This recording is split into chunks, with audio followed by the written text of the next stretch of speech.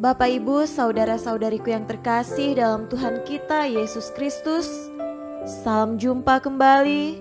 Selamat hari Minggu kami sampaikan kepada Anda sekalian. Berkat dan cinta kasih Allah yang Maha Kuasa senantiasa menyertai kita. Hari Minggu 6 September 2020 adalah hari Minggu biasa ke-23 dan hari Minggu Kitab Suci Nasional. Marilah kita mendengarkan dan merenungkan bacaan-bacaan Kitab Suci. Bacaan pertama dari Nubuat Yehezkiel pasal 33 ayat 7 sampai 9. Dan engkau anak manusia, Aku menetapkan engkau menjadi penjaga bagi kaum Israel. Bila mana engkau mendengar sesuatu firman daripadaku, peringatkanlah mereka demi namaku. Kalau aku berfirman kepada orang jahat, "Hai orang jahat, engkau pasti mati," dan engkau tidak berkata apa-apa untuk memperingatkan orang jahat itu supaya bertobat dari hidupnya, orang jahat itu akan mati dalam kesalahannya, tetapi aku akan menuntut pertanggungan jawab atas nyawanya daripadamu. Tetapi jikalau engkau memperingatkan orang jahat itu supaya ia bertobat dari hidupnya, tetapi ia tidak mau bertobat, ia akan mati dalam kesalahannya, tetapi engkau telah menyelamatkan nyawamu. Demikianlah sabda Tuhan. Syukur kepada Allah.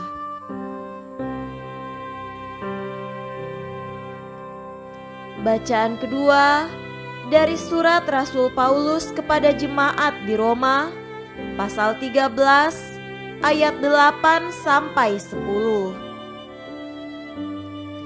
Janganlah kamu berhutang apa-apa kepada siapapun juga, tetapi hendaklah kamu saling mengasihi. Sebab barang siapa mengasihi sesamanya manusia, ia sudah memenuhi hukum Taurat. Karena firman, jangan berzina, jangan membunuh, jangan mencuri, jangan mengingini dan firman lain manapun juga sudah tersimpul dalam firman ini, yaitu kasihilah sesamamu manusia seperti dirimu sendiri. Kasih tidak berbuat jahat terhadap sesama manusia, karena itu kasih adalah kegenapan hukum Taurat. Demikianlah sabda Tuhan. Syukur kepada Allah.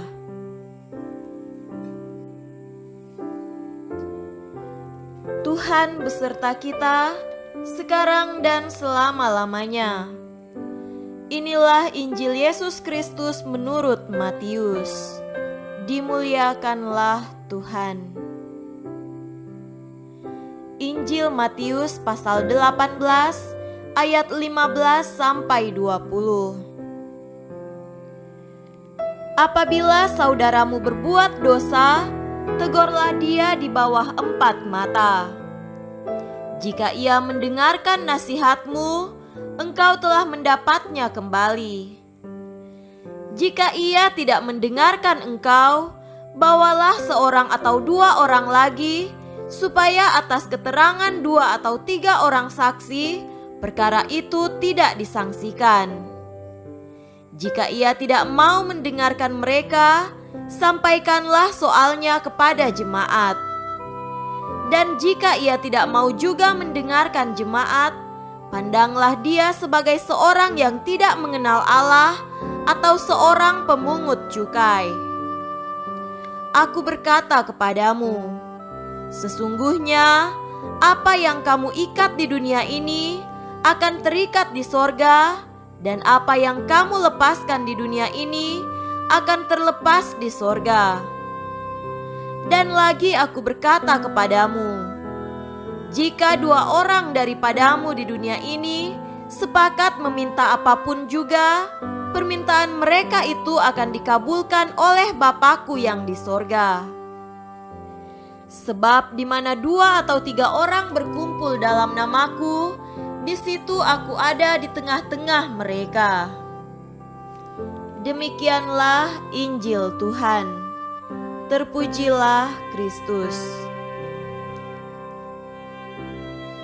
Saudara-saudariku yang terkasih dalam Tuhan kita Yesus Kristus, tema renungan kita pada hari ini adalah kasih sebagai pemersatu jemaat.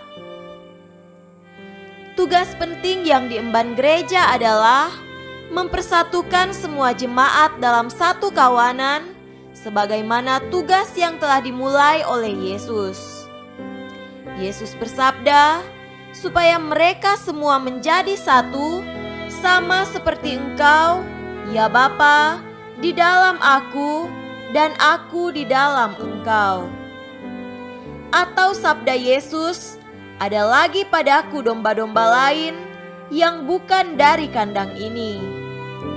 Domba-domba itu harus kutuntun juga, dan mereka akan mendengarkan suaraku, dan mereka akan menjadi satu kawanan dengan satu gembala. Kita sebagai umat datang dari pelbagai latar belakang dan menyatu dalam persekutuan umat. Kita semua hadir dalam perbedaan cara berpikir, merasa dan bertindak. Kita tampil dengan sifat, karakter, perangai, tabiat dan kebiasaan yang berbeda satu sama lain. Kita bahkan memiliki keinginan, harapan dan orientasi, keunggulan dan keterbatasan yang berbeda-beda. Itu tentu saja bisa dipahami jika kita menyadari bahwa di tengah keluarga pun selalu ada perbedaan pendapat antara suami istri, orang tua dan anak, serta antara anak-anak kakak beradik. Kita sebagai keluarga maupun gereja dipanggil untuk selalu menciptakan persekutuan jemaat, bahkan di tengah keterbatasan, kekurangan, bahkan pelanggaran dan dosa yang dilakukan.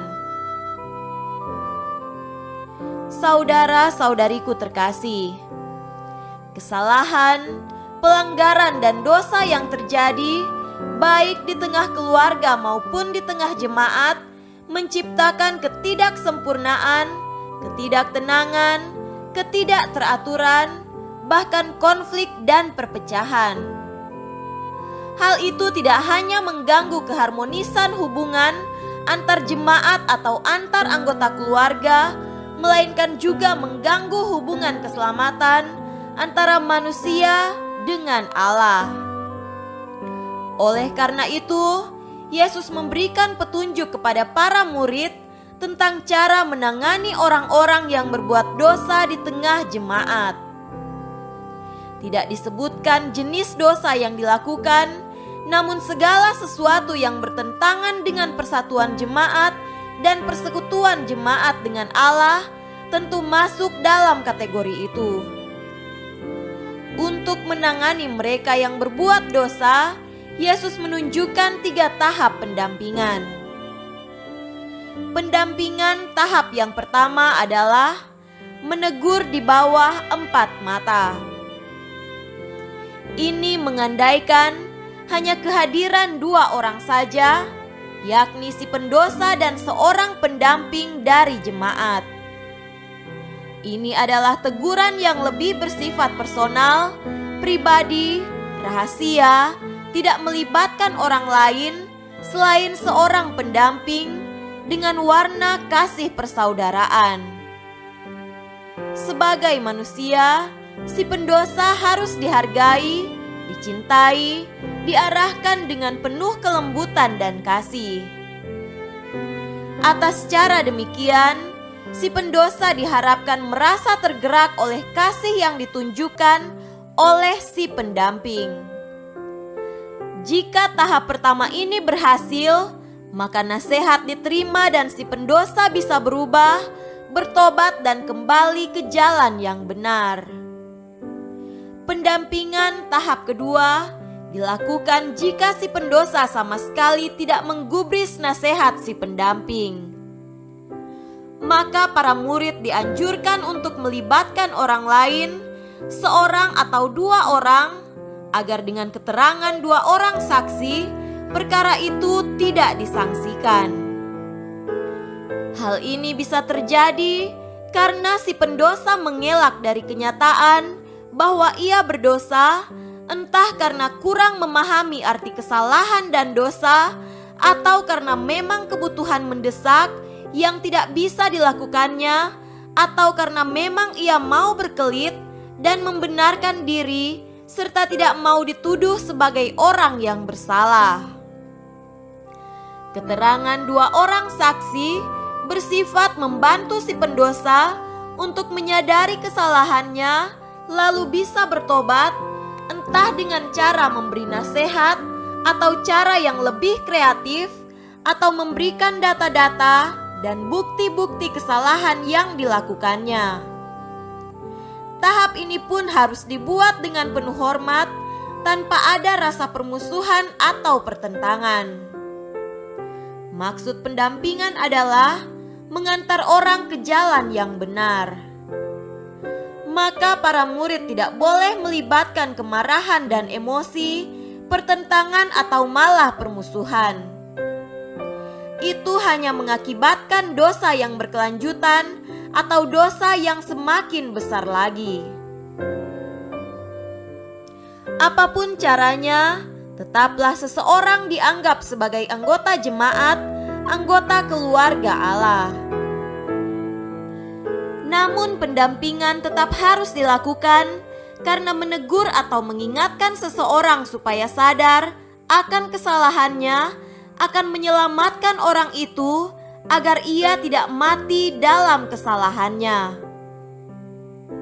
Ini adalah misi pendampingan yang mengarah kepada keselamatan. Tahap yang ketiga dilakukan kalau terjadi bahwa si pendosa begitu keras hati, tidak mau mendengarkan jemaat, tidak mau berubah dan tidak mau bertobat. Maka ia dipandang sebagai orang yang tidak mengenal Allah atau pemungut cukai yang pada masa Yesus dianggap sebagai golongan pendosa. Kekerasan hati amat menyulitkan jemaat untuk bertumbuh dan berkembang. Patokan kita ialah bahwa dalam pendampingan haruslah ada kerelaan dari pendamping dan keterbukaan hati dari orang yang didampingi. Jika tidak, maka pendampingan tidak bakal berhasil. Jika orang menunjukkan pendirian berbeda, tentu ia memiliki arah yang berbeda, maka bukan dalam kalangan gereja tempatnya. Desakan atau paksaan sekalipun tak akan mempan terhadap orang yang keras hatinya. Maka tentu ia dianjurkan berada dalam lingkungan yang berbeda dan tidak bisa disatukan dengan persekutuan umat Allah.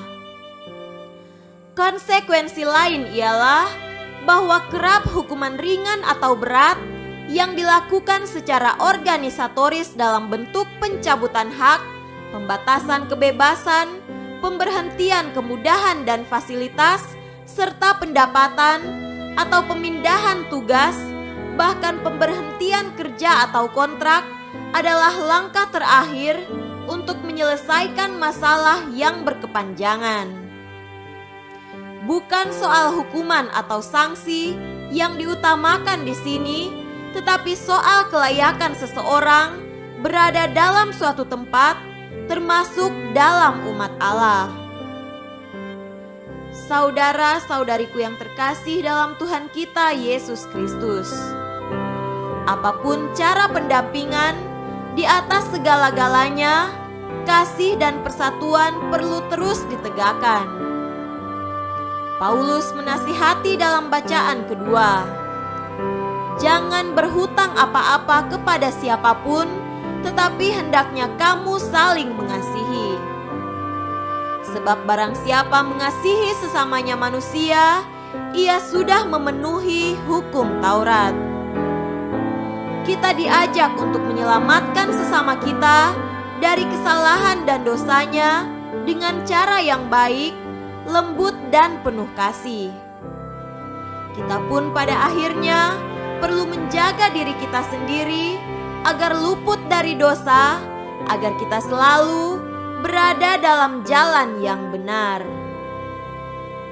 Semoga demikian. Amin.